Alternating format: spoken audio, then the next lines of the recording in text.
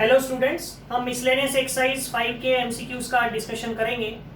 तो इसमें total 20 MCQs दिए हैं। तो देखो फर्स्ट क्वेश्चन उसमें क्या दिया हुआ है, if magnitude of A bar is 2, magnitude of B bar is 3, magnitude of C bar is 4, then find the scalar triple product of A bar plus B bar plus C bar minus A bar. So हमें find out करना है box product या scalar triple product जिसे हम कहते हैं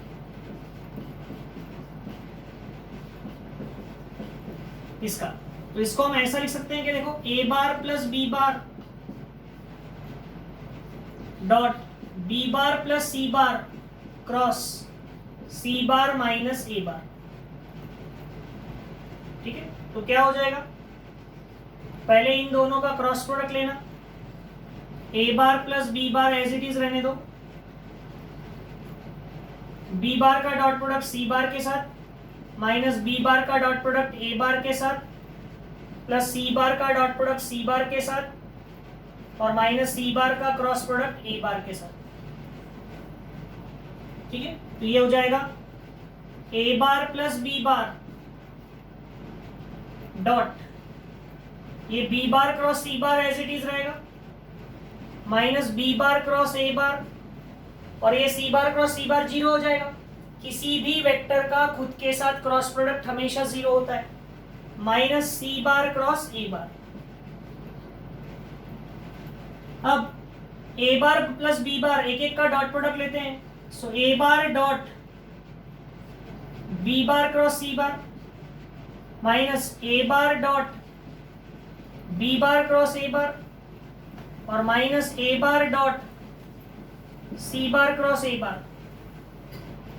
फिर B bar का dot product B bar dot B bar cross C bar minus B bar dot B bar cross A bar minus B bar dot C bar cross A bar. आएगा ऐसा।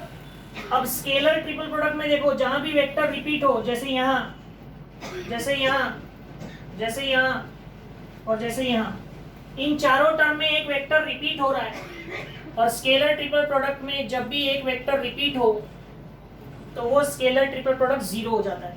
तो क्या बचेगा, A bar dot B bar cross C bar और minus B bar dot C bar cross A bar, ये बचेगा। बाकी पूरे चार टर्म जीरो हो गए।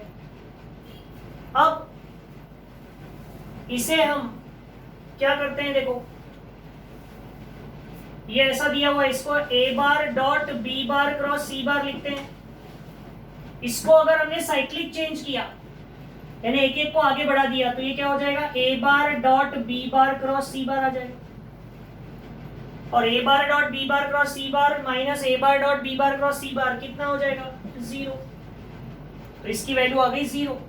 तो ऑप्शन होगा ऑप्शन सी। तो इसमें कहीं पर भी ये इनके मैग्नीट्यूड की हमको जरूरत ही नहीं पड़ी। ठीक है, तो इस तरह से आप ये इसका फर्स्ट क्वेश्चन सॉल्व करेंगे।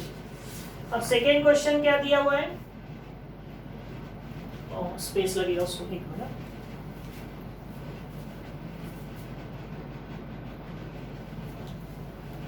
अब देखो ये क्वेश्चन नंबर 2 क्या दिया है एमसीक्यू का, कि ए बार का मैग्नीट्यूड 3 है, बी बार का मैग्नीट्यूड 4 है और हमको लैम्बडा की वैल्यू निकालनी है और दिया है कि ये जो है ये इसको क्या है, परपेंडिकुलर। सो गिवन क्या दिया है, given that A bar plus lambda B bar is perpendicular to A bar minus lambda B bar. ये इसको क्या है, परपेंडिकुलर है। और हमको पता है कि दो वेक्टर्स अगर एक दूसरे को परपेंडिकुलर हो तो क्या होता है, A bar plus lambda B bar dot A bar minus lambda B bar equals to क्या होता है, जीरो। दो वेक्टर्स अगर एक दूसरे को परपेंडिकुलर हो तो उनका डॉट प्रोडक्ट जीरो होता है। तो इसको सिंप्लीफाई करो तो क्या होगा, A bar dot A bar minus lambda A bar dot B bar plus lambda A bar dot B bar और minus lambda square B bar dot B bar equals to 0। तो देखो ये दोनों टर्म प्लस और minus होने के कारण cancel हो जाएंगे। सो ए बार डॉट ए बार क्या आएगा, ए बार का स्क्वायर और minus lambda square B bar dot B bar यानी बी बार का मैग्नीट्यूड का स्क्वायर इक्वल्स टू 0। ठीक है ना। तो क्या हो जाएगा, ए बार के मैग्नीट्यूड का square equals to lambda square B bar के मैग्नीट्यूड का स्क्वायर। और हमें फाइंड आउट क्या करना है, we have to find out the value of lambda. तो क्या होगा देखो जरा, ए बार का मैग्नीट्यूड कितना है 3, तो 3 का square equals to lambda square B bar का मैग्नीट्यूड कितना है 4, तो 3 का स्क्वायर 9, लैम्बडा स्क्वायर 4 का स्क्वायर 16, 16 को डिवाइड में ले आओ, सो लैम्बडा स्क्वायर हो जाएगा 9/16। सो लैम्बडा की वैल्यू कितनी आ गई 3/4। इसका अंडर रूट लेंगे ना, कितना आएगा 3/4। तो क्या दिया है आंसर देखो, है कौन सा ऑप्शन है, ऑप्शन बी होगा इस तरह से।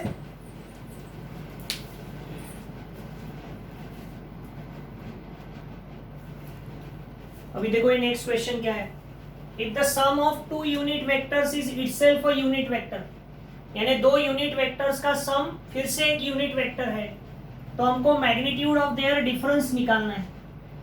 तो हम सपोज करते हैं कि 2 यूनिट वेक्टर्स क्या है, A cap and B cap, be the 2 unit vectors. ठीक है, तो हमको क्या दिया हुआ है, A cap plus B cap का सम का मैग्नीट्यूड का स्क्वायर अगर आपने किया तो वो 1 आएगा। क्यों, क्योंकि उसने बोला है कि 2 यूनिट वेक्टर का सम फिर से एक यूनिट वेक्टर है, और हमको पता है किसी भी वेक्टर का स्क्वायर करो तो वो उसी के मैग्नीट्यूड के स्क्वायर के बराबर आता है, ये ऐसा आता है। जैसे हमने पढ़ा है ना, ए बार का स्क्वायर यानी ए बार के मैग्नीट्यूड का स्क्वायर यानी ए स्क्वायर होता है। यहां पर भी ए कैप प्लस बी कैप का स्क्वायर यानी A cap plus B cap के मैग्नीट्यूड का स्क्वायर हो जाएगा, और ए कैप प्लस बी कैप का मैग्नीट्यूड यानी क्या हो जाएगा 1, और ये इसका स्क्वायर यानी क्या, A cap plus B cap dot A cap plus B cap.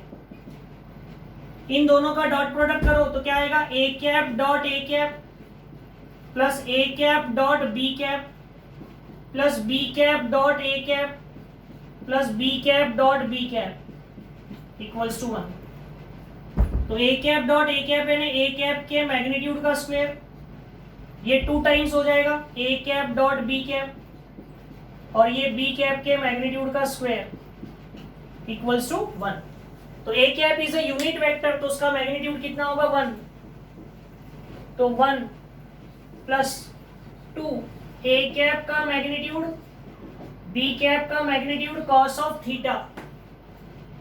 Okay, A bar dot B bar का फॉर्मूला क्या होता है, ए बार का मैग्नीट्यूड बी बार का magnitude cos theta, plus B cap का मैग्नीट्यूड कितना होगा 1, और इक्वल्स टू भी कितना दिया हुआ है 1। ये हो गया 1 प्लस 1 2 प्लस 2 ए कैप का मैग्नीट्यूड 1 बी कैप का magnitude 1 cos theta equals to 1। तो ये आएगा, 2 को उधर भेज दिया, so 2 cos theta equals to 1 minus 2, so 2 cos theta equals to क्या आएगा -1, so cos theta equals to क्या आएगा -1/2। cos थीटा कितना आएगा -1/2। ठीक है, तो आपको cos थीटा की वैल्यू मिल गई। अब हमको क्या फाइंड आउट करना है, इन दोनों वेक्टर्स के डिफरेंस का मैग्नीट्यूड, यानी हमको फाइंड आउट करना है A cap minus B cap का मैग्नीट्यूड। तो हम इसका स्क्वायर करते हैं, तो इन दोनों का स्क्वायर क्या होगा, ए कैप का मैग्नीट्यूड का स्क्वायर, यानी इसको ऐसा लिख सकते हैं A cap minus B cap dot A cap minus B cap. तो ये क्या होगा, A cap dot A cap minus A cap dot B cap minus B cap dot A cap और minus minus plus B cap dot B cap. तो A cap dot A cap यानी क्या होगा, A cap के magnitude का square, ये -2 times ए cap dot B cap और plus B cap के मैग्नीट्यूड का स्क्वायर। तो ये ए कैप का मैग्नीट्यूड यानी कितना, 1 -2 A cap dot B cap यानी क्या, ए कैप का मैग्नीट्यूड बी कैप का मैग्नीट्यूड cos थीटा और प्लस बी कैप का मैग्नीट्यूड यानी 1। तो 1 का स्क्वायर 1 -2 ए कैप का मैग्नीट्यूड 1 बी कैप का मैग्नीट्यूड 1 और cos थीटा कितना था, cos थीटा का वैल्यू डायरेक्ट हमको मिल चुका है, कितना है -1/2 और +1। सो ये 2 और 2 कैंसिल, ये प्लस हो जाएगा तो 1 + 1 + 1 कितना आएगा 3। ये ए कैप माइनस बी कैप का स्क्वायर आया। सो ए कैप माइनस बी कैप का मैग्नीट्यूड कितना आएगा, √3। देख लो आंसर है क्या, √3 है। कौन सा ऑप्शन आएगा, ऑप्शन बी। तो इस तरह से ये सॉल्व करना है हमें, ठीक है।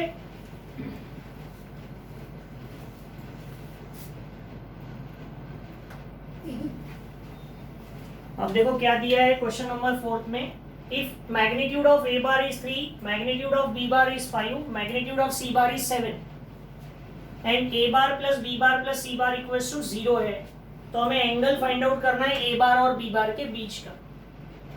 सो गिवन क्या दिया है, A bar plus B bar plus C bar equals to 0। इसको हम ऐसा लिख सकते हैं क्या, A bar plus B bar equals to minus C bar. अब इसकी दोनों साइड में स्क्वेयरिंग कर देते हैं, स्क्वेयरिंग बोथ साइड। तो क्या हो जाएगा, A bar plus B bar का square equals to minus C bar का स्क्वायर।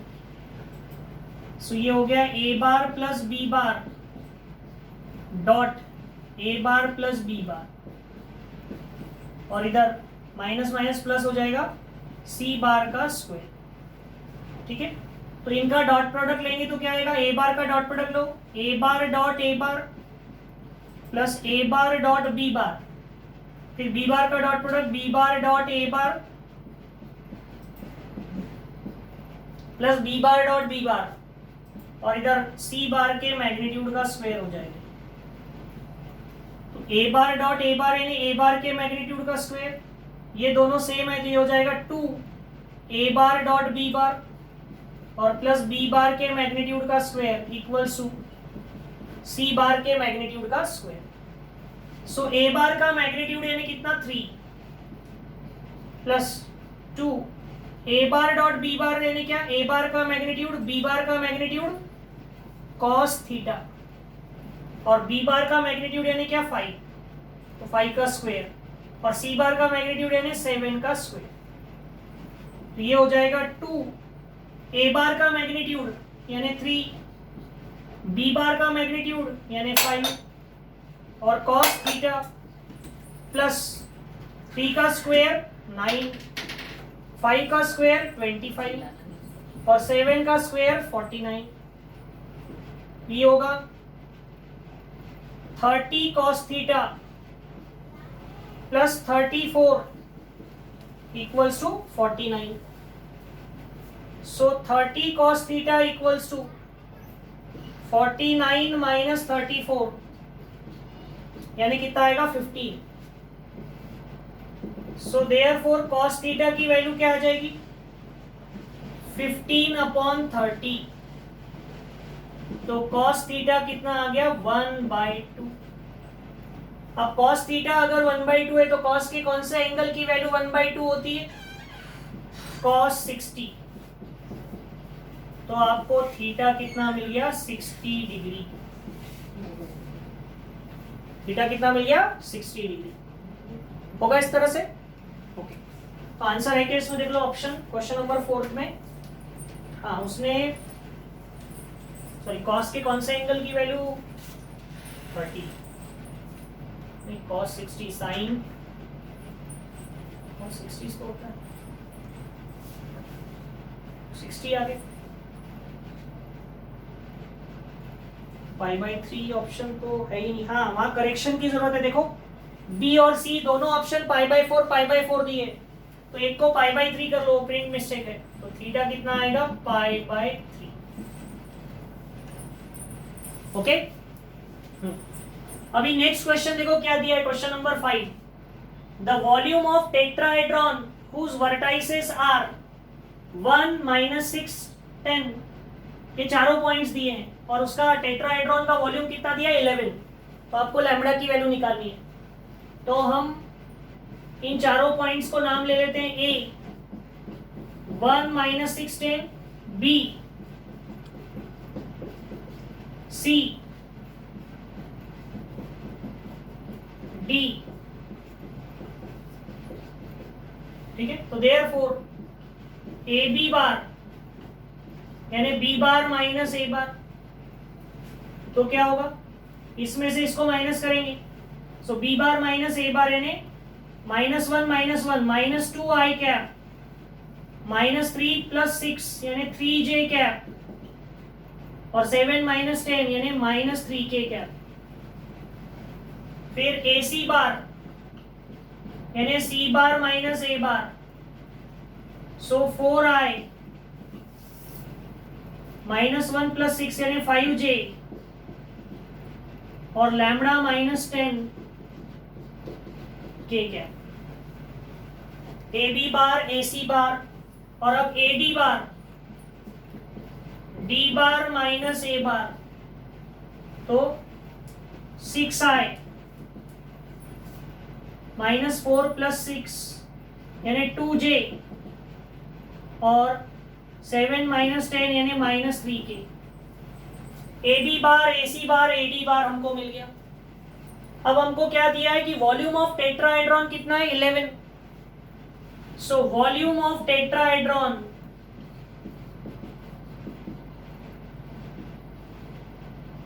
का फॉर्मूला होता है 1/6 A B bar dot A C bar cross A D bar. तो वॉल्यूम ऑफ टेट्राहेड्रॉन कितना दिया हुआ है 11, 1/6, और ये निकालना पड़ेगा इनका स्केलर ट्रिपल प्रोडक्ट। तो क्या आएगा -2 3 -3 4 5 लैम्बडा -10 6 2 -3। तो इधर 11 ही रहेगा, इधर क्या हो जाएगा 1/6, ये -2 इन दोनों का इंटू -15 माइनस इन दोनों का इंटू, और -3 इन दोनों का इंटू -12, और -6 इंटू लैम्बडा -10, और -3 ये 8 - 30।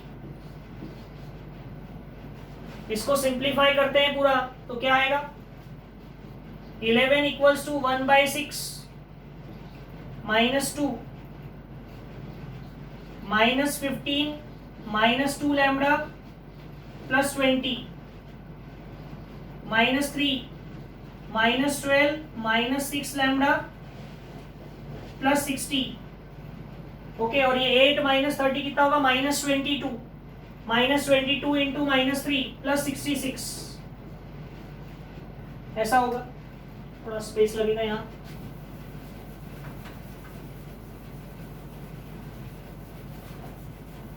तो सॉल्व करते हैं आगे। सो 11 इधर 6 को भेज दो तो 66 हो जाएगा, ये 6 इधर से डिवाइड से इधर मल्टीप्लाई में आ जाएगा, और इधर -2 का ब्रैकेट क्या, ये 20 - 15 यानी 5। एक स्टेप और लिख लेते हैं, 5 प्लस -2 लैम्बडा, और वो 60 में से 12 माइनस होगा 48 -6 लैम्बडा +66। तो ये 66 और 66 कैंसल, -2 का इंटू करेंगे -10 प्लस 4 लैम्बडा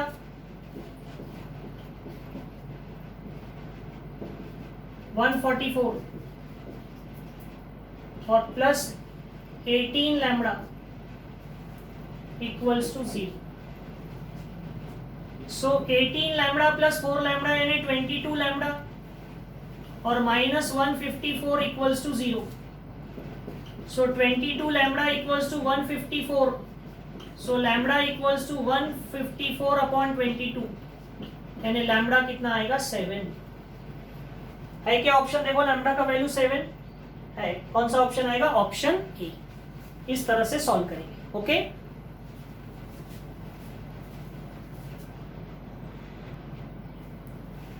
अब देखो ये क्वेश्चन नंबर 6 क्या है. If alpha beta gamma are the direction angles of a line and alpha is 60 beta is 45 then gamma equals to. तो हमने एक रिलेशनशिप पढ़ा था क्या? Cos square alpha plus cos square beta plus cos square gamma equals to कितना होता है 1. इसमें कॉस स्क्वेयर अल्फा कितना है 60, कॉस स्क्वेयर बीटा कितना है 45 plus cos square gamma equals to 1. So cos 60 यानी कितना 1/2, कॉस 45 यानी कितना 1/√2 और कॉस स्क्वेयर गामा ये होगा 1/2 का स्क्वायर यानी 1/4, 1/√2 का स्क्वायर यानी 1/2 और cos square gamma equals to 1. So इन दोनों की एडिशन करेंगे तो एलसीएम आएगा 4. यहाँ 1 का इंटू यहाँ 2 का into. So cos square gamma equals to 1. So cos square gamma कितना हो जाएगा 1 माइनस 3/4. ये 3/4 उधर जाएगा तो माइनस 3/4. एलसीएम कितना आएगा 4.